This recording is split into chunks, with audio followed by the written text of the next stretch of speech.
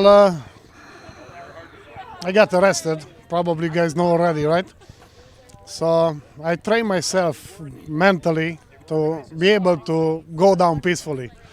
Because you probably heard I'm a badass guy. And I remember I slapped somebody years ago just because he gave me a look. And knowing that I'm going to have my ass kicked and just stay peaceful, I had to be prepared for that, man. I can tell you, it's not an easy thing to do. And more than that, they was make me wait another fucking day.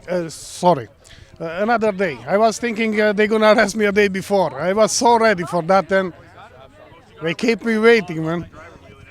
I made a live stream video, and I remember I was yelling at one time.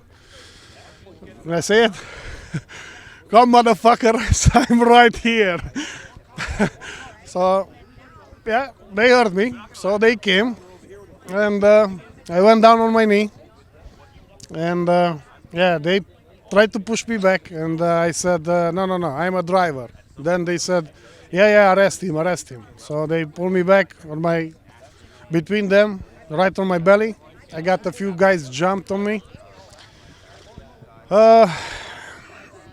I didn't feel anything out of that beating, I was laughing. Probably my adrenaline was so high, I couldn't feel anything. So I laughed while I was with my face on the snow. And but definitely next day I felt that beating. And I feel that every morning I wake up. New parts of my body, it's getting in pain. I pee some blood. That's okay. I kind of get used to beating, I was a bad kid and I got my ass whooped every second fucking day. So it pretty much reminds me of my childhood. So pretty much that's it. Oh, something else. That motherfucker who held my hand after the beating, that one who guys you saw on the video, he was kneeing me a few times. So he walked me down on the street and I see an older lady on the side of the road. Waiting to be processed with her hand behind her back, and she was crying. So when I got close to her, I told her, hey sister, don't cry, everything is gonna be all right. And this motherfucker asked me, oh, is that your sister? I said, yeah, it's my sister, just like you are my brother. And after that, the guy didn't say a word to me. So pretty much that was my experience of being arrested. That was fun, actually. I don't know. If I have to have the opportunity to experience that last 3 weeks what I lived in Ottawa for another beating like that, oh, I'm up to it, man. So I'm in. He took a beating, but just know that I'm the only guy that ran into this guy, that stuck to my word, that said no matter what the situation holds, I will hold this line with you until the end. And he had numerous people tell him that were in trucks, that were on the line, that were holding the line. But when things got rough, they turned their keys forward, they put it in drive, and they left. Things got rough with me, and I stepped closer to the police. I stepped closer on that line, and I stayed with this guy until the end. So if there's one thing, I was the only one that stuck to my word with this guy, because I told him, I gave him my word, and I'm a man of my word, that, if anything did happen, you best believe I'm there with you until the very end, and I'm not going anywhere. And when I took my truck out of the downtown core, he asked me, where are you going? Are you leaving? And I said, no, I'll be back. I'm just getting my truck out of here. And there I was that night, the next day, and the day after that, on foot, walking those streets of Ottawa. And every morning I came right back to him with his coffee. It was a hold on.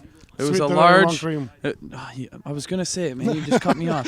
And an everything bagel with herb and garlic cream cheese. So that was his morning ritual. I got it for him every morning. And when I took my truck out of there and came back on foot, I made sure to bring him his coffee and his bagel in the morning, so that he knew that I was still there holding that line with him, and I had to keep my trust and had to keep my word.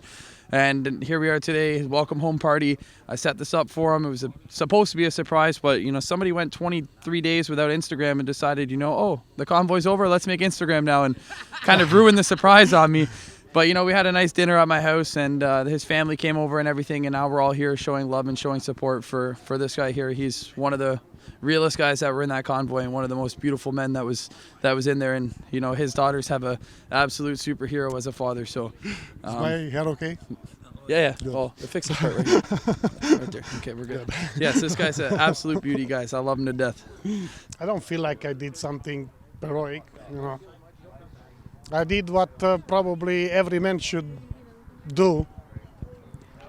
But yeah, I just figured out not every man is made from the same material. So each one, it's okay. We are not the same. So I promise probably like 5,000-6,000 people I'm gonna stay there, and I did.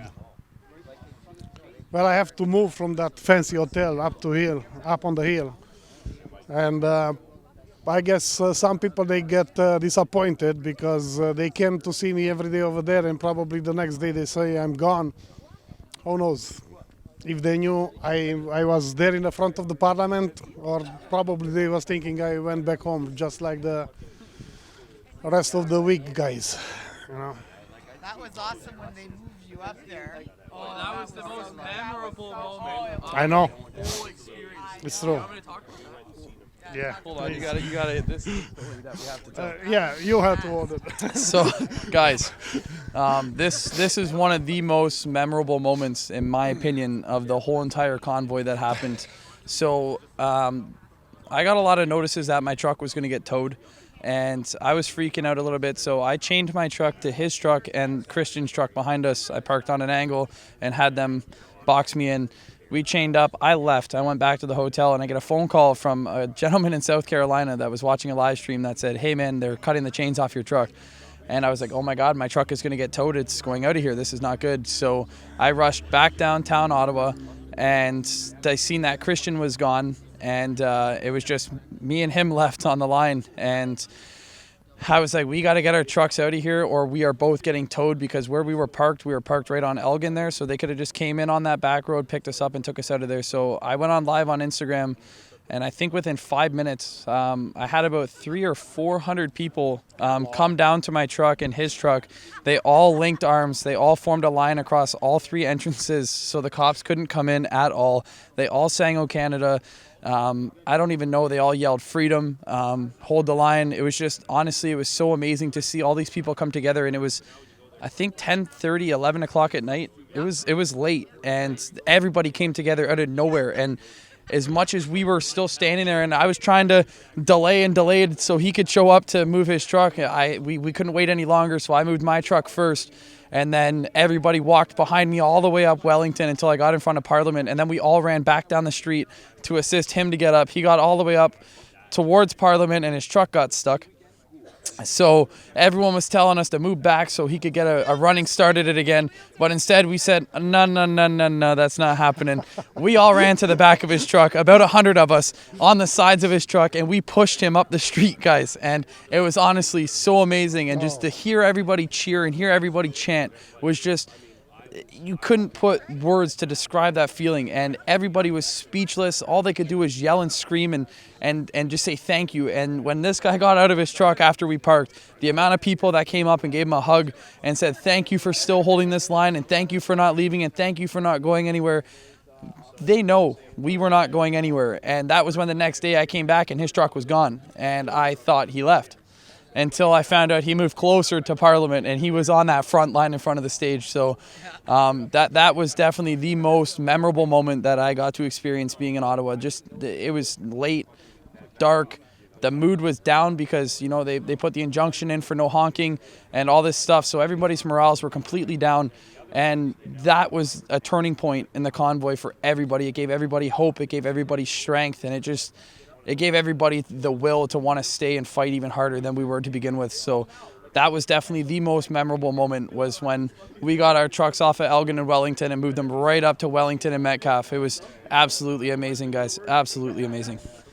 I was there for pretty much for everybody, you know, especially meeting all those people every day.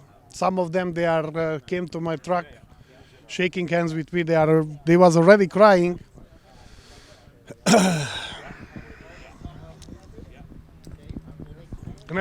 Look the other way. So, you know, they was coming to my truck. They didn't say a word. We shake hands, And I fucking feel that pain, man. And how can you let that just go? You know, you can. You feel all that pain from like everybody. And many times at the end of the day, I called my wife and I told her, "Hey, honey, if I have to cry one more time today, I'm gonna be fucking dead by morning." I didn't take a rest. You know, I was peeing in my driver's seat, eating over there, and listen to every story. You know, I couldn't just walk away. Thank you so much for all the support. It means the world. I don't want to get emotional. I'm going to try not to because I've been crying almost all week. But just once again, thank you to everybody who came out and who supported us from their computers or their phones or from home. Thank you again. And the fight will continue.